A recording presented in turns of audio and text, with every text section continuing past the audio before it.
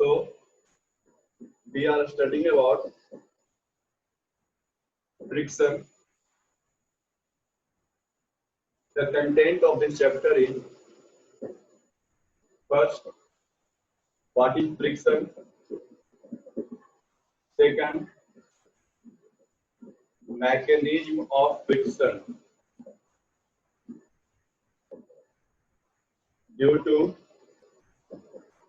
irregularities and due to adhesion. Third, friction generates heat energy.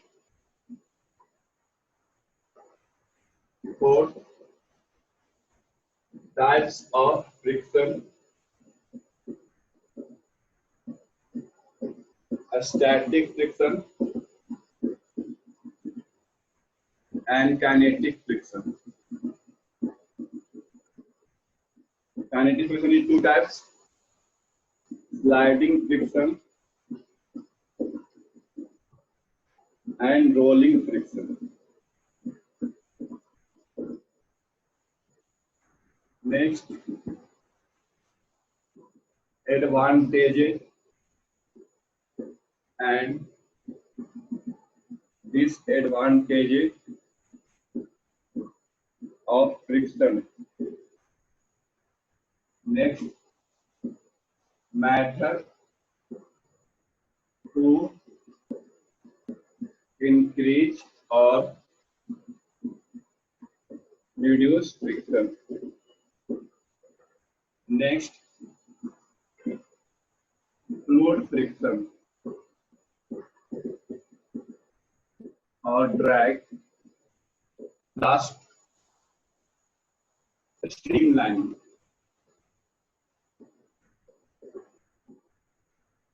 अब बताइए आप लोग किस पॉइंट में प्रॉब्लम हो रहा है?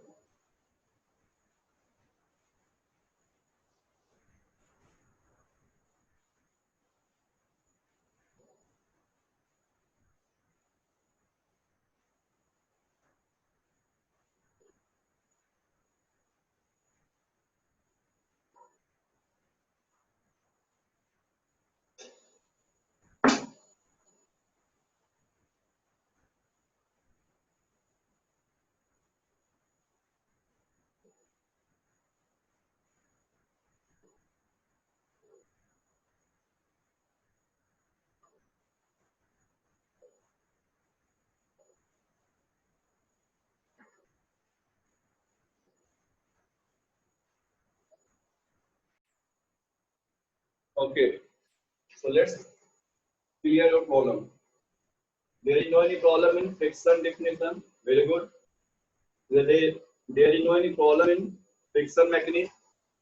Irregularity means surface are irregular when one body starts to move with respect to another. There is interlocking. Second one is the adhesion. Yes, students, molecules of one body interact with molecules of another body. Molecules of one body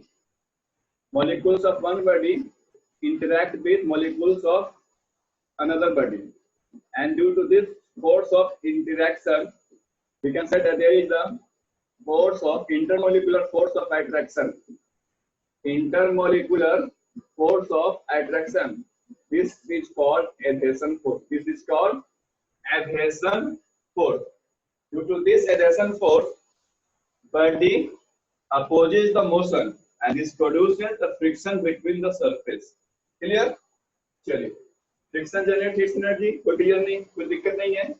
types of friction में चलिए यहाँ से कुछ revise करते हैं.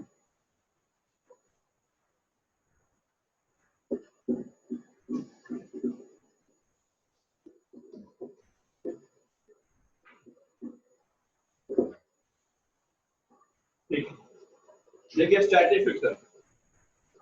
Static friction बोल सकते हैं friction at rest. and it is maximum friction. When force is applied in the body and there is no relative motion, then this is called a static friction. The friction acting between the body is called a static friction. A static friction is self-adjustable force. Suppose if we need to move a body, there is 30 Newton. ठीक है, हमको body को move कराने के लिए 30 Newton चाहिए. अब हम फोर्स लगा रहे हैं 25 न्यूटन. तो जल्दी से बताइए, डज बॉडी मूव? यहाँ पर बॉडी मूव करेगा, यस या नो?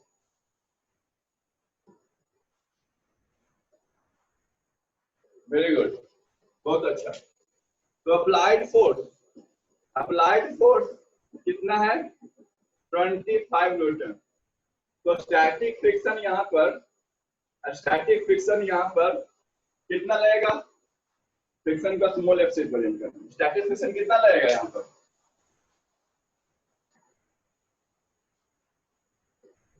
स्टैटिक फ्रिक्शन का वैल्यू कितना होगा? 30 न्यूटन होगा या 25 न्यूटन होगा? यहाँ पर स्टैटिक फ्रिक्शन का वैल्यू 30 न्यूटन होगा कि 25 न्यूटन होगा?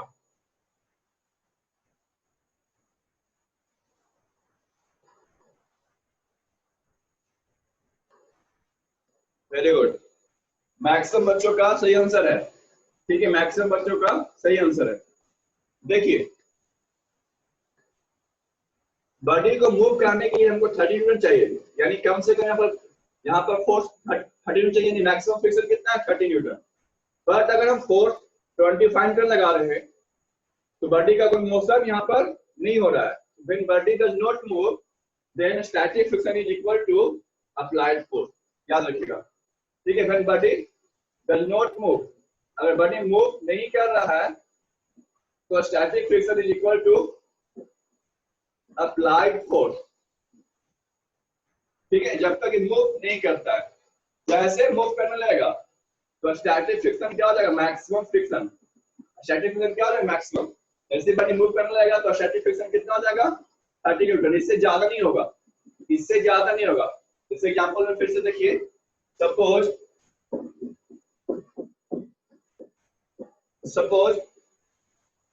we apply a force of 40 Newton. ठीक है, अब यहाँ पर फ्रिक्शन कितना था? 30 न्यूटन. अब बताइए फ्रिक्शन का वैल्यू कितना होगा?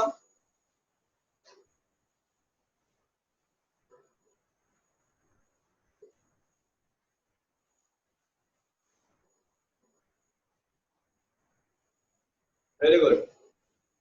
ठीक है, यानी हम कह सकते हैं फ्रिक्शन का वैल्यू कितना होता है? 0 से मैक्सिमम. फ्रिक्शन का वैल्यू कितना होता है? 0 से मैक्सिमम. बॉडी मूव करने की कोशिश करेगा तो मैक्सिमम, उसके पहले अप्लाइड फोर्स. उसके पहले किसके इक्वल रहेगा? अप्लाइड. चलिए, यहाँ तक स्टैटिक क्लियर हो गया. नेक्स्ट है काइनेटिक फ्रिक्शन.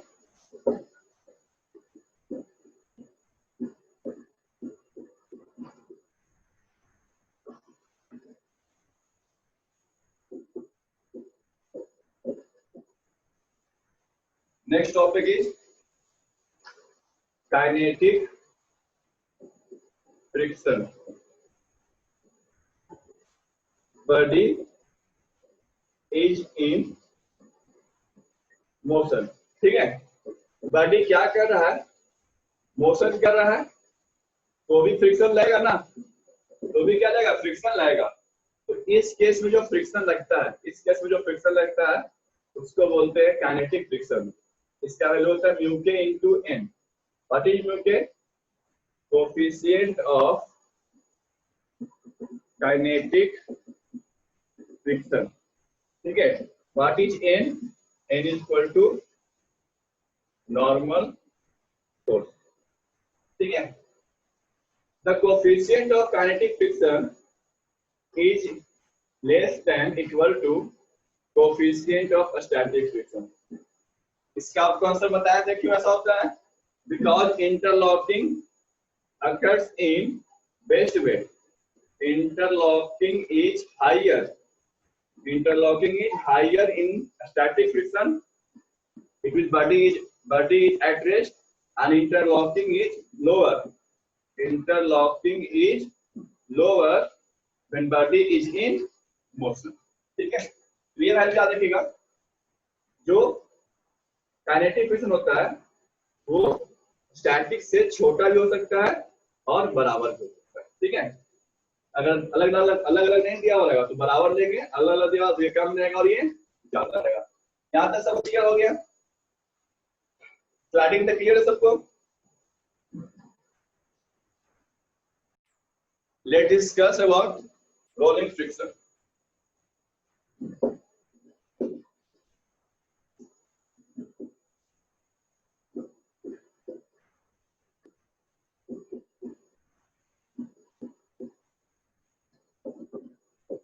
कौन सा कंपेयर करते हैं? स्लाइडिंग फ्रिक्शन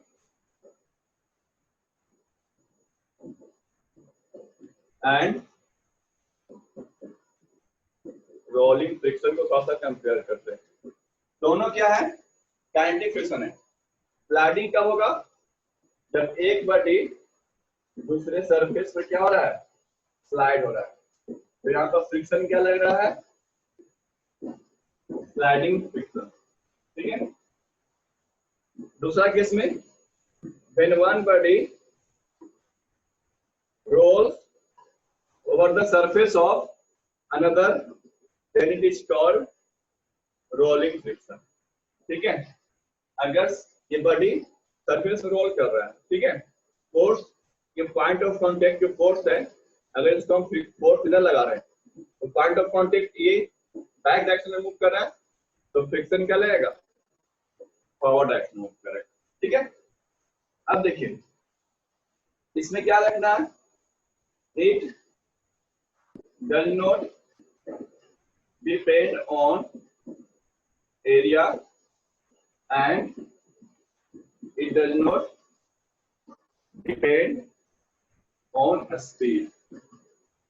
ठीक है, ये एरिया और स्पीड पर डिपेंड नहीं करता है। इसमें देखिए rolling friction is less than sliding friction due to point contact or line contact between two surfaces. ठीक है, दो सरफेस के बीच में यहाँ पर पॉइंट कांटेक्ट होता है या फिर लाइन कांटेक्ट होता है। ठीक है, सरफेस कांटेक्ट नहीं होता है। स्लाइडिंग में क्या होता है? सरफेस कांटेक्ट होता है, बट यहाँ पर पॉइंट कांटेक्ट और लाइन कांटेक्ट होता है बिटवीन टू सरफेसेस। इसके वजह से रोलिंग फ्रिक्शन क्या होता है? Very very less. ये क्या है? वेरी वेरी लेस है। किससे? स्लाइडिंग फ्रिक्शन से। तो मेथड टू डिक्रीज फ्रिक्शन में, हम लोग क्या पढ़ेंगे? How to decrease friction to change sliding friction into rolling friction. यानी कि वहां पर रोलर लगा देंगे, व्हील लगा देंगे तो स्लाइडिंग फ्रिक्शन क्या हो जाएगा? रोलिंग फ्रिक्शन हो जाएगा और इसका फ्रिक्शन का वैल्यू काफी ज्यादा चेंज हो जाएगा। चलिए ठीक है, अब देखिए it depends on elasticity of surface. ठीक है, इलास्टिसिटी से यहाँ पर क्या डिफाइन करते हैं? अगर हार्ड सरफेस है तो फ्रिक्शन क्या लगेगा? लेस, और अगर सॉफ्ट सरफेस है तो फ्रिक्शन क्या हो जाएगा? मोर। आपको हम एग्जांपल करके दिखाएंगे ना, आपको एग्जांपल देखा कि हार्ड सरफेस और सॉफ्ट सरफेस पर रोलिंग फ्रिक्शन का एग्जांपल याद आ रहा है आप लोग को? हार्ड सरफेस और सॉफ्ट सरफेस का एग्जांपल याद आ रहा है?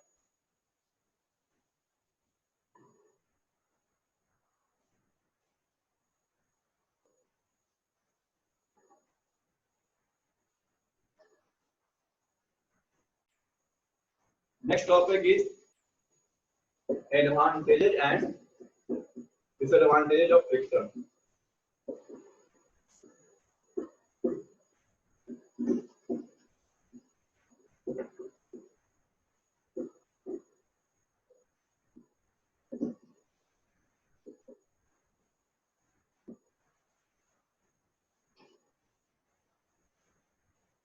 Advantages and disadvantages of friction. ठीक है, इसी को एक्सप्लेन करने के लिए आपको एक क्वेश्चन दिए थे, why friction is also called a necessary evil. ठीक है, फ्रिक्शन को हम क्या कहते हैं, एक जरूरी दानव है. ठीक है, एक जरूरी दानव है. ठीक है, फ्रिक्शन के साथ साथ ये जो स्टेटमेंट है वैलिड है प्लास्टिक के पर भी. ठीक है, सिंथेटिक पावर ऑफ प्लास्टिक में भी इसी क्वेश्चन को फ्रिक्शन की जगह पर हम प्लास्टिक करके स्टडी करेंगे. ठीक है, तो इसका आंसर देखिए. As we know that friction has some advantages along with disadvantages. So friction is necessary in our daily life practice, and friction has also some disadvantages, and we want to reduce it.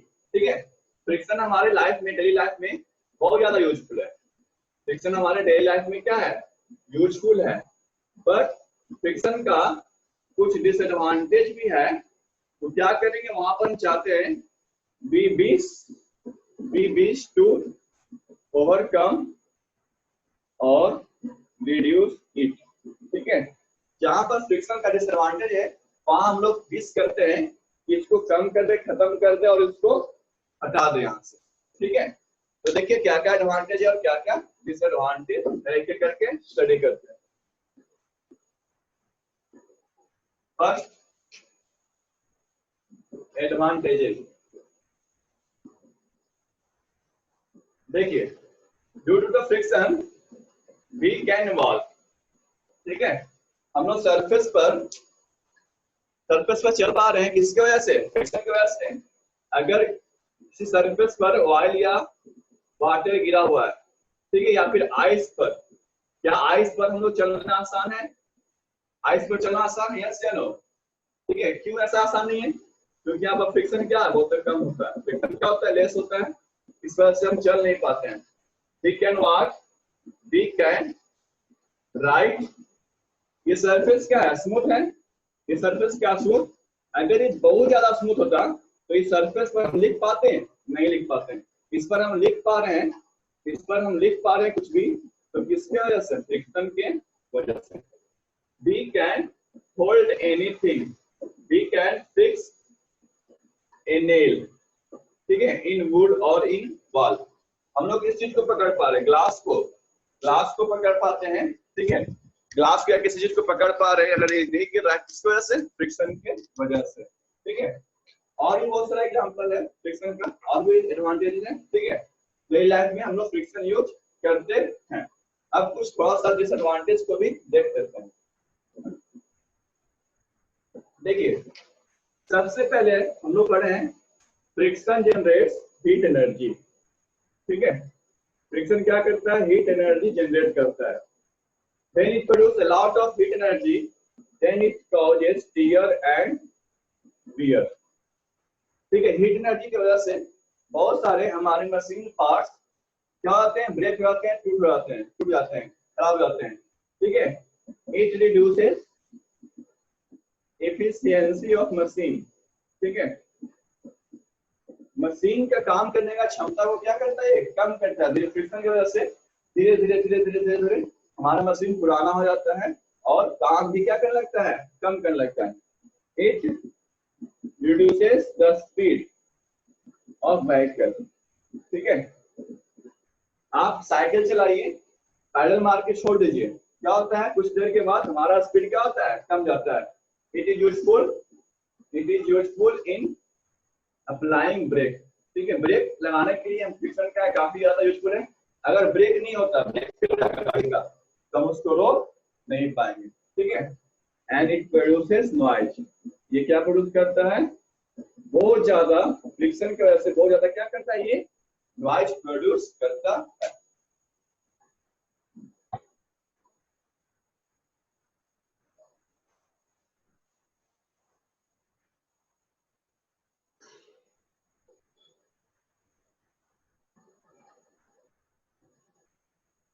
Clear है यहां तक?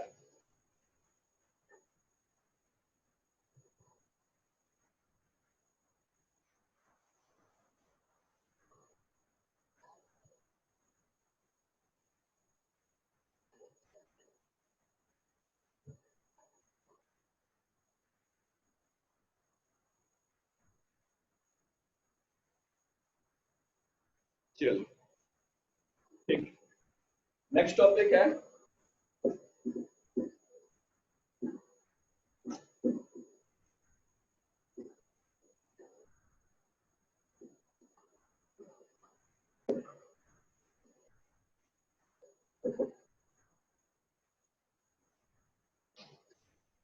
Method to increase friction and decrease friction. सबसे पहले friction को क्या करते हैं, increase करते हैं। तो फ्रिक्शन को इंक्रीज करने के लिए क्या करेंगे, सरफेस को रफ करेंगे, ठीक है।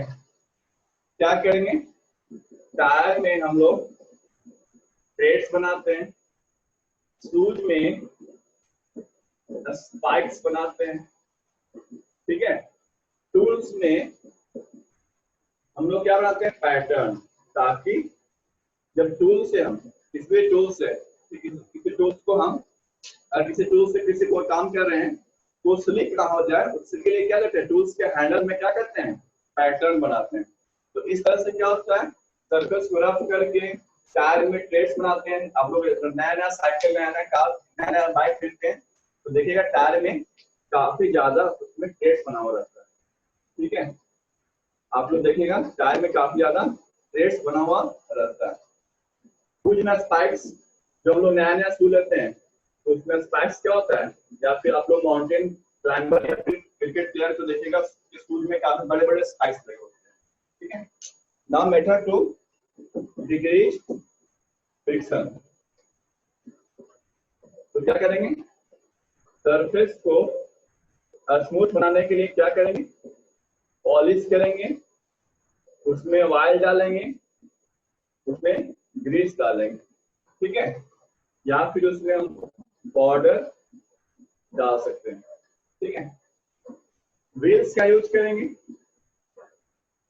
ठीक है, बॉल बियरिंग का यूज करेंगे। बॉल बियरिंग क्या होता है, वो स्लाइडिंग फ्रिक्शन को रोलिंग फ्रिक्शन में चेंज कर देता है। आप लोग देखे होंगे एक व्हील्स जैसा होता है, उसमें बहुत छोटे छोटे सिलिंड्रिकल या स्फेरिकल बॉल्स लगे होते हैं, उसको बोलते हैं बॉल बियरिंग, ठीक है। कैरम बोर्ड में क्या होता है, देखिए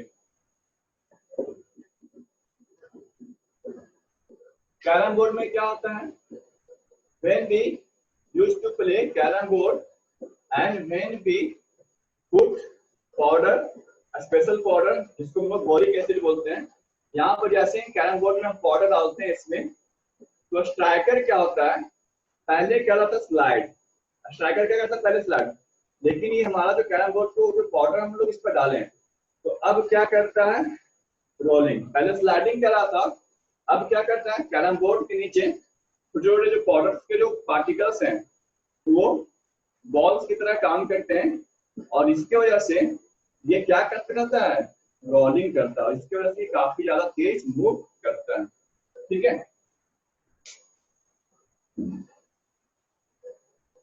यस, लुब्रिकेंट बोलते हैं, ऑयल और ग्रीस को क्या बोलते हैं, लुब्रिकेंट।